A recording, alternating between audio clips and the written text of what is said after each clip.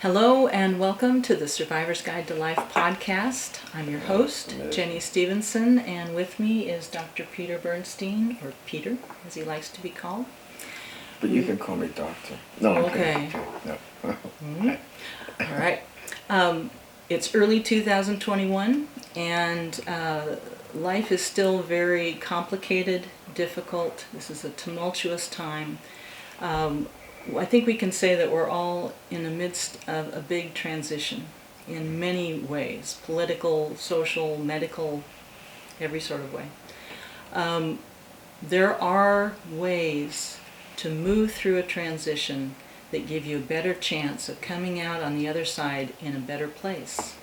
And we've talked about some of those things in our podcasts. I hope you've caught some of them. Over the weekend, Peter caught an HBO documentary about a very famous athlete who has gone through an incredible transition. And would you say he's come out the other side in a better place? It looks like it. Well, he certainly is transformed. We're talking about Tiger Woods, who is one of the most honored, most successful golfers in history. I could read you all sorts of statistics, but I think most of you know who Tiger is. And we want to talk about some things that are familiar to you, but we want to give you kind of a way of looking at what he did that can be inspiring and helpful for our time. Yeah, you're looking at me now. Well, I'm willing to talk. She does such a great job. Would you believe she was an engineer? She was in the wrong educational direction. I've gone through a transition. She's gone through a transformation. But I'll tell you what. When I was thinking about what we were going to do for this podcast, lots of things go through my mind. But one of the things that really sticks in my mind is the value of struggle and pain and suffering, and the kinds of things that can come out of, rise from the ashes. And I know it's true. I live it. I help lots of people live through it and come through the other side. But then, I had lots of examples, lots of things that I pay attention to, that we've written, and all kinds of things. And then I turned on an HBO documentary on Tiger Woods. And I'll be honest with you, I wasn't sure I was going to listen to it, but I'm glad I did. It was excellent. And it was honest. This story of his life and his career and his upbringing are inspiring and also extremely painful to watch. It's a story of a little child who was raised to he was going to be a star. Not only a star, I think his father thought he was going to make him into some kind of god. His father had been special forces in the war, and was it Vietnam? Yeah, and he was out there doing demolition, secret projects. Guy was right out there in the trenches, in very dangerous work. But he had a certain fanatical edge to him, there's no question about it. And he came out, and he had this beautiful little boy.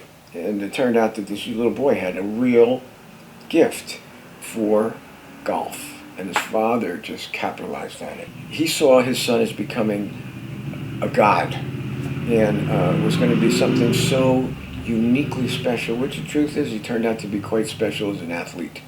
He was also a very intelligent kid. But one of the things that did happen is he was raised to be an extremely high performer in one dimension of life. Become very successful, extremely competitive, as we all know. He's become, a billionaire. Yeah, I remember watching him early in his career. I have been a golfer since I was little, and I do remember watching him in the first part of his career, and as you said, he looked almost at times robotic. Yeah. He looked like he was a machine out there doing what had to be done, and he was so impressive, and yet there was this side of him that didn't really seem to relate to the people around him or the crowds. He did not. And didn't seem to you never saw him enjoying what he was doing. Well, he may have, but it sure didn't show. No. That's part of the story. You know why it's so important? Now that this COVID-19 crisis has been going on for a while, and so many people, millions of people have lost their jobs. Hundreds of thousands of businesses have gone closed. We have a crisis in so many different ways. And when you look at that and you realize, okay, that could happen, well, people can come out of that, right? Well, here's what's happened. Most people, in some way or another, were raised to be, not Tiger Woods, not so extreme, but they were raised in a distractive way. They were raised to be one-dimensional, to succeed in certain ways, to depend on certain things for security, financially, the investments, the corporations, the corporate workers, lots of things that we have seen since this terrible crisis. And what we've also seen, and what I've seen, and I know because we're working with it here at the Institute, is how ill-equipped people are to find their resilience because they lived in a little silo of safety. And the worldliness supported that until it was all collapsed. And instead of having resilience and experience of life to be able to pull from past experiences, being able to know, well, if something goes down, there'll be other things to be that you can transform yourself through. What we're finding is most people, and many, absolutely froze and were in shock and didn't know how to handle it. And they were so well trained in one part of life, and that was it. And they were told, this is you're a winner, or you got job security, you're doing fine. And the truth is, they were ignoring the precious things of life that really create a resilience, they create a hope even in the midst of terrible times. When do you think that hit for Tiger? When he hit that point where you're talking about realizing that what you were trained to do is not going to be enough? Okay, it came through a crisis, a terrible downfall. And he was exposed as being an addict, particularly a sex addict. He had a beautiful wife, beautiful kids, and he destroyed it. Basically, he destroyed his life. It was a disaster. Now, one of the things I find in being an athlete for a good part of my life, and also watching other athletes, is there's a definition of what a champion is, and some of these people are just so darn gifted and capable. Of course, they're champions for a while, and then they reach a point where something happens and they lose their championship, or for boxing they lose their title or whatever. I look at the true champions are the folks that have a downfall, and instead of being destroyed forever, they seem to regroup and come back even better than they were before. More human, they've learned from their mistakes, and they're better off than they've ever been before. To me, those are the true champions. They've been inspiring to me my whole life. Well, this story of Tiger Woods is just that. His downfall was just a disgrace to the professions. He fell hard, and it was awful. And they showed him in the documentary. He was busted. He was on drugs and drinking. It was a horror. He was in jail. He hurt a lot of people. And he hurt his wife, destroyed her. She was in shock. Yeah. And she defended him strongly, and not knowing what had happened. I know, and she was worried because she saw things in him that could really turn out to be a downfall, and she was right. And poor lady was just dropped to her knees, and she had to take care of her kids while this horrible crisis was going on. She loved him, and she was in shock about what he was doing. There were people that said, he's finished, he's done, you'll never hear from him again, he is a disaster. But people who knew him said, they don't know Tiger, that this guy will work himself out of this and through this and come out better. Well, they knew him. And the truth of the matter is, he went from a very shallow, myopic guy to something very transformed. And in his fall, I think one of the things is he went through a transforming process. It was very painful. He had to go through rehab. He went through lots of things. But what began to show in him was he had no clue about how to relate as a human being, how to relate to other human beings. That's how he looked. He had no idea about what gives people the real resilience and strength and hope in life aren't what his father and he emphasized at all. Yeah. And through this downfall, that's what he came to realize, how many people he hurt. And it was terrible, heartbreaking to even watch him having to admit that publicly. At first, it's interesting, they showed him as it was leading up to this fall, and he was an arrogant, cut off He was. guy. He didn't care who he hurt. And after it was such a different story. After you saw the devastation and the nightmare and all the people that had been devastated and hurt by him. But as he was coming out of it, there was something that was beginning to emerge, and it was a human being who had feelings, who cared about others, who wanted to. Winning wasn't everything. Financial security, which he had major, winning and financial security, and being the top of the top, which is what all he cared about. The competitiveness, yes. With no joy. No, he No never took fulfillment. pleasure in No, in none of career. it. No. Well, what it turned out is that's what he discovered, what was really important. Mm-hmm. And he had a number of surgeries. He was a Back man who surgery, I think he had 5 Several surgeries. back surgeries. And I remember during some of his competitions, he fell to his knees. He was in such agony. And people said he couldn't endure pain, but it was that bad. So during this time, he also was physically debilitated, completely dependent on others to even carry him to the bathroom. It was so bad. Wow. He was a really destroyed person in so many ways.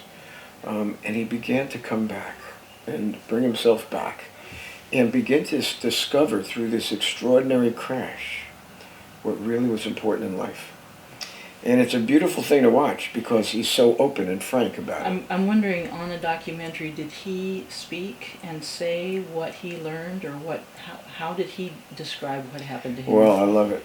He said he always loved the game, but he said when I came back, I began to really enjoy what I was doing in life. And it wasn't about winning, and it wasn't about money. It was just about enjoying myself and enjoying the people I was with and enjoying my kids. And it had nothing to do with money or championships at all. And this guy began to discover what was really important in life and what would give him, and he talked about, this is what's important in life. And this is what I've discovered, and this is where I'm invested for the rest of my life. Not winning, although he said I like to win, but I like to enjoy it. And you notice him now, the way he's, plays. He relates to the people. He enjoys them. He is much more human. Oh, much more. And he even the fans. He'll talk to the little kids. He'll talk. Mm-hmm. Where if you look at him before, he was like a robot, and he was so cut off. Yeah.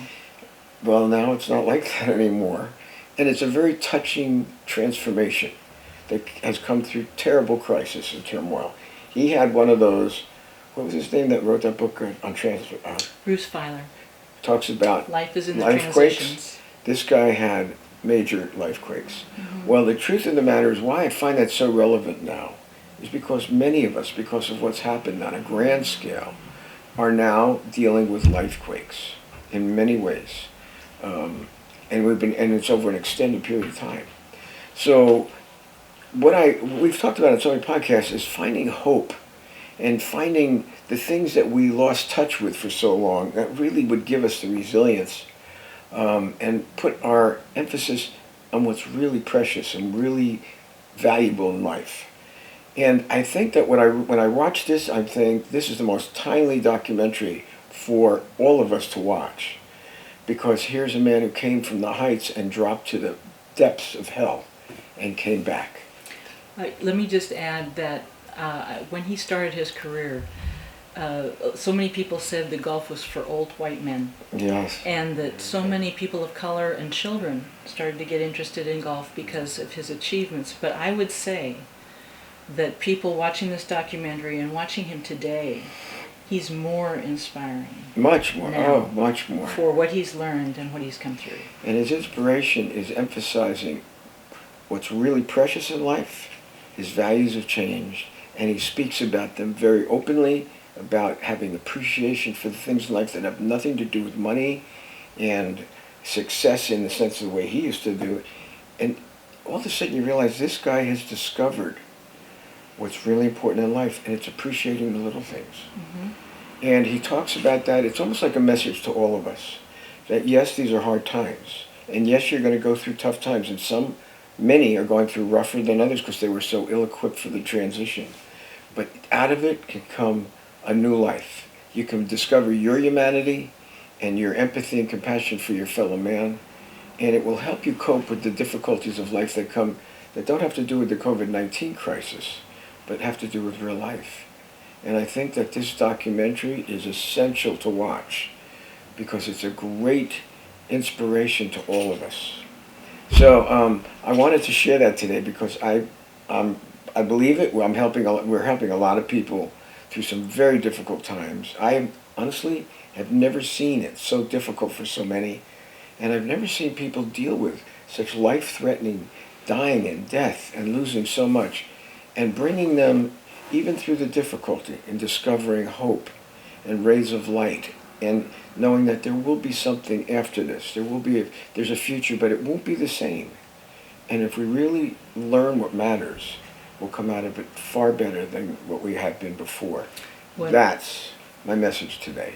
And before I do my closing, I just want to say that I went to Tiger Woods' website, and the first picture I saw was a picture of him and his son playing golf together, and they were hugging each other. It was very sweet. So I saw a lot of hugging. Came to be more important too. Yes, a lot of hugging afterwards, and his kid would go with him on the courses. On the course, yeah. Yeah, I'll bet you he's not training his kid like his father trained him. I bet not. I bet not. So he discovered how important family is, his kids, and enjoying his competitors. I mean, he likes them. Yeah, they get along. That's good. That's a whole lot different than it used to be. So thank you for joining us. The Survivor's Guide to Life is sponsored by Sonoma Coast Trauma Treatment, a 501c3 charity, and their website is sctraumatreatment.org. Please consider going to the website and making a donation. We are at thesurvivorsguidetolife.com, where you'll find links to our podcast on all the outlets and to our YouTube channel, where you'll be able to see us doing what we do as well as speaking what we speak. Please like us and share us on Facebook and Instagram. Peter and I you can reach us at 707-781-3335 or Jenny at BernsteinInstitute.com. Thank you for joining us again, and we will be back soon. Thank you.